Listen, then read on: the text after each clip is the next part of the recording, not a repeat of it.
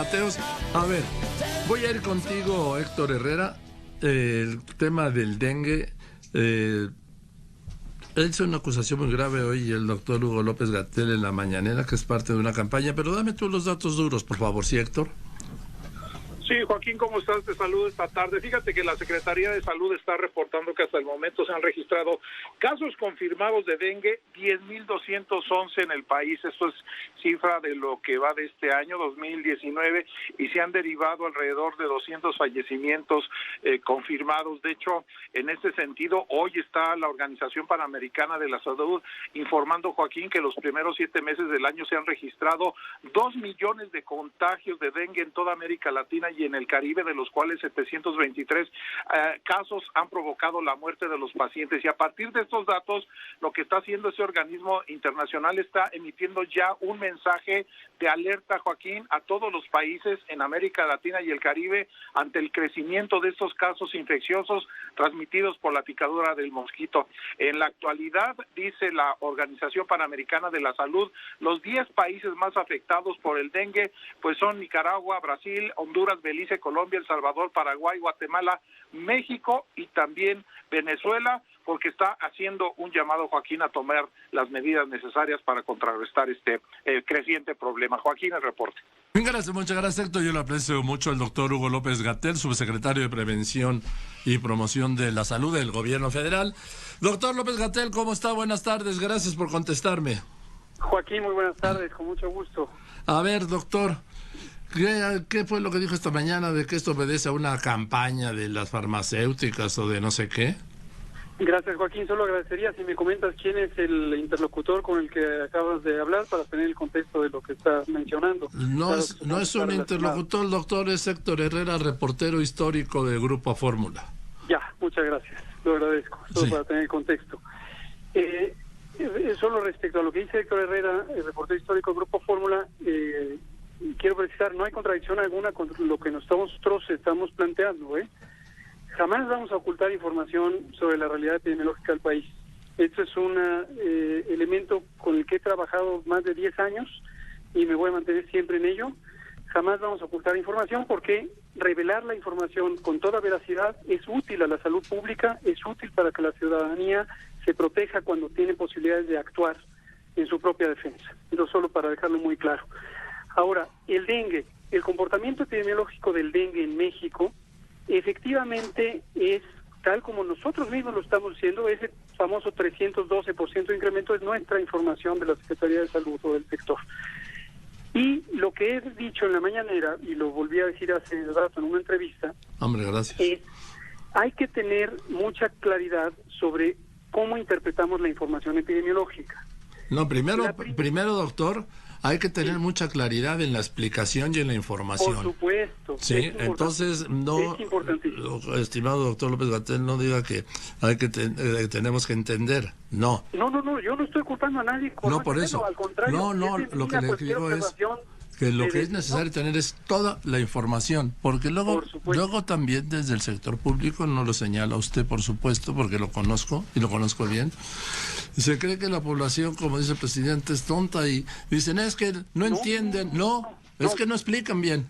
Pero, estimado Joaquín, no es esa la intención, y si esto que estoy diciendo no lo expliqué bien, retomo mis palabras para decirlo como lo quiero decir. A ver, venga. Yo no estoy hablando que la población sea tonta y respeto a toda la población. Lo que estoy diciendo es la información, y es bienvenida cualquier sugerencia para mejorar la calidad de la presentación de la información. La información sobre el dengue no hay que reducirla a un número fuera de contexto. Quien quiera que lo haga, y por la razón que sea. ¿De acuerdo? Eso es lo único que estoy diciendo. O sea, con mucho gusto, y para eso es muy benéfico tener periodistas como usted, que son sistemáticos y que son muy observadores. Nos ayuda a identificar los puntos que pueden ser de mayor ayuda para la población. Entonces, estos son los que quiero comentar. Venga. 1. Efectivamente en México, al igual que en varios otros países del continente, incluido Centroamérica, por ejemplo, Héctor mencionó Nicaragua, agrego yo Honduras. Honduras tiene uno de los mayores brotes de dengue en los últimos 50 años. En México no tenemos el mayor brote de dengue de los últimos 50 años, pero sí tenemos, comparado con 2018, una temporada de transmisión de dengue más intensa, 3 veces más intensa, que es como interpretaríamos ese 300%. Ahora, el punto es que ha estado a debate es explicar por qué ocurre esto. Y como se puede ver, es un fenómeno generalizado en el continente que tiene que ver con varias razones y no la que se ha querido atribuir en algunas comunicaciones públicas, que es que existe una responsabilidad humana en retraso de insumos para controlar los vectores. Ahora explico por qué conozco que esto es así, porque los insecticidas para controlar a los mosquitos que transmiten el dengue se compran en México desde hace varios años, 2/3 partes en los estados, 1/3 parte a nivel federal, y los estados compran antes y compran desde el final de la primavera y los empiezan a usar de manera directa en sus estados. Cuando se rebasa la capacidad de 1 o 2 o varios estados de responder, entran los operativos federales en la segunda fase y responden.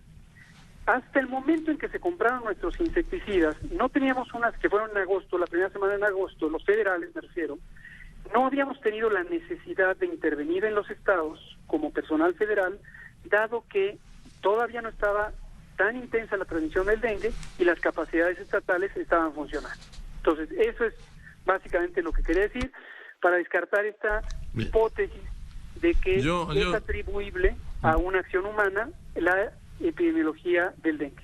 Ya ves, yo tengo claro, por lo menos en este espacio, que jamás ha señalado que se deba a la falta de vacunas o de medicinas. Yo sé que usted no lo ha señalado y se lo agradezco mucho. Porque no lo tengo documentado. Si lo tuviera documentado, lo hubiera dicho y lo hubiera comentado con usted, doctor López-Gatell. Sí, lo agradezco mucho. Pero en fin, estamos hablando de que sí se ha triplicado el número de casos de dengue del 18 al 19.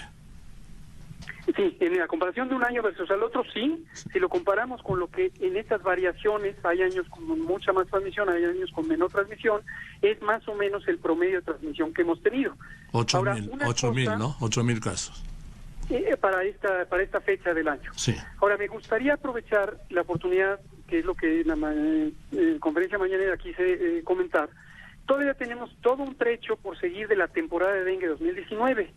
La transmisión del dengue va a seguir incrementando y va a llegar a un máximo aproximadamente en la 3ª o 4ª semana de octubre, cuando acabe la temporada de lluvias, empiecen los fríos y entonces baje el dengue y en ese momento empezará la influenza. Entonces, me gustaría que la población tenga claro que hay muchas acciones que todavía puede hacer para protegerse. Y la más importante es garantizar que en su patio, en su vecindad, en su colonia, no hay depósitos de agua, pequeños, medianos y grandes. La basura, las llantas, los cacharros, las piletas, los tinacos sin tapar, son fuentes de agua donde crecen los mosquitos que transmiten el dengue. Entonces la población puede ser una parte muy, muy, muy activa, de hecho la más importante de la prevención, eliminando estos residuos de agua que son los que generan los criaderos de los mosquitos. Ahora, los mosquitos, el transmisor del dengue, opera hasta cierta altura. Por ejemplo, en la Ciudad de México no se da, o en Toluca no hay problema de dengue. Sí, fíjese que eso es biológicamente interesante. En altitudes se ha estimado que hasta 1.600, en algunos casos hasta 1.800 metros sobre el nivel del mar. Todo esto depende de la relación temperatura y humedad o precipitación, es decir, lluvia. Donde hay altitudes mayores a 1.600 o 1.800 metros sobre el nivel del mar, el mosquito ya no tiene capacidad de reproducirse eficientemente y a veces pudiera haber algunos mosquitos de Aedes en zonas un poquito más altas, pero no son eficientes para transmitir el dengue. Ahora, doctor, ahora del dengue viene me decía, ¿qué mal viene después ahora en octubre? En octubre después vamos a tener la temporada de influenza. Tanto dengue como influenza son fenómenos epidémicos que se comportan de manera estacional y típicamente cuando vienen los fríos entonces ya no hay transmisión de dengue, pero en cambio existe transmisión de las infecciones respiratorias y vendrá la temporada de influenza. y habrá que tener algunas medidas específicas que, si usted me da la oportunidad, me gustaría comentar al final de septiembre, para ya empezar a preparar a la población en qué medidas preventivas. Sí.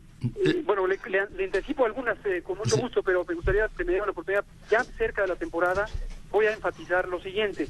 Voy a enfatizar la vacunación. Las vacunas no son para que no haya transmisión, no son para que no haya casos. Las vacunas de influenza, me refiero, de manera muy específica. Las vacunas son para proteger a la población que tiene mayor riesgo, mayor peligro de complicarse. ¿Quiénes son?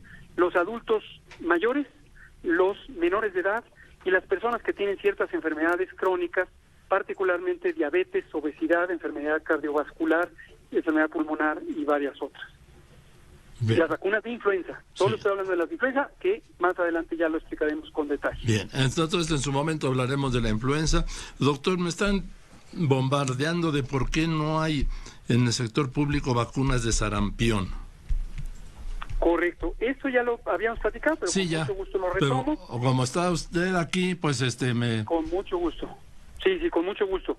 Tal como lo dije y tal como lo sigo diciendo, el mercado global de vacunas es un mercado extraordinariamente concentrado, en el que literalmente hay una compañía, me voy a referir al caso específico de las vacunas de sarampión, hay una compañía que se llama el Instituto Serológico de la India, que produce vacunas de sarampión para abastecer a más de 140 países del mundo, más de 140, y también al sistema de las Naciones Unidas. Entonces, imaginará el volumen de vacunas que produce y la concentración del mercado que implica. En México teníamos un mecanismo de procuración de vacunas a través de una compañía que fue inhabilitada por haber incumplido contratos durante 2018 y esta compañía era la titular del único registro sanitario útil en México, precisamente para esta compañía de la India. Existen otras dos compañías privadas grandes también en el mundo, pero que no tienen la capacidad de producir de un momento a otro los grandes volúmenes de vacunas que necesitamos. Estamos hablando de 6 millones para de aquí a terminar el año. ¿Y entonces? Entonces, esta concentración del mercado lo que lleva es a que la eficiencia con la que se pueden lograr tener las vacunas es muy reducida y cualquier perturbación nos lleva a retrasos. Como lo dije en su momento, la promesa de entrega de vacunas, el contrato ya realizado con la compañía mexicana, que es intermediaria de la compañía de India, es diciembre, pero hemos recibido, particularmente las últimas semanas, desde que tuve la oportunidad de estar con usted, algunas señales que nos indican que podríamos tener un mecanismo de anticipación. No quiero revelarlo todavía porque estamos trabajando en ello, pero muy pronto espero que les demos buenas noticias. Pero sí, en clínicas y hospitales, pues en algunos no hay, y además en algunos tienen hasta el letrero, no tenemos vacunas contra el sarampión. Sí, señor, sí, efectivamente se agotaron las vacunas de sarampión para este segundo semestre. Pero como les digo, pronto espero vamos a poder transmitir buenas noticias de lo que hemos estado trabajando muy afanosamente para buscar otros mecanismos complementarios que nos permitan cubrir ese periodo de aquí a diciembre y empezar a tener vacunas antes. Bien, doctor, me pregunto además en el caso del dengue, ¿qué pasa con las embarazadas? ¿Nada? El dengue y embarazo es una condición que por supuesto ocurre, no se ha destacado como un elemento de particular ocupación, como si lo es influenza y embarazo, ya hablaremos de eso, pero digamos, sí puede ocurrir en las embarazadas, pero las embarazadas no tienen que tener un cuidado especial como lo tiene que tener del dengue, como lo tiene que tener toda la población. ¿Del dengue también las embarazadas? ¿Mande usted? ¿Las embarazadas de la influenza? Bueno, el embarazo y la influenza es una mala combinación porque las embarazadas tienen de 4 a 8 veces mayor probabilidad de complicarse por influenza. Y por eso son uno de los grupos de prioridad de la vacunación contra la influenza. ¿Y qué les queda hacer? Vacunarse oportunamente. ¿Qué es oportunamente? Las ya embarazadas. En cuanto hay vacunas, que es en octubre. Las vacunas de influenza llegan periódicamente todos los años Y la razón por la que llegan hasta octubre, que no se preocupe la población pensando que hay retraso en compras, tenemos un contrato multianual que nos da abastecimiento. Pero en octubre habrá vacuna para la influencia. Sin duda, va a haber vacunas para la influenza en octubre. Bien, doctor López Gatell, pues le aprecio mucho como siempre su confianza, la confianza de contestarme. Al contrario, con mucho gusto, Joaquín. Le mando un saludo. El doctor Hugo López Gatell, subsecretario de Salud del Gobierno Federal.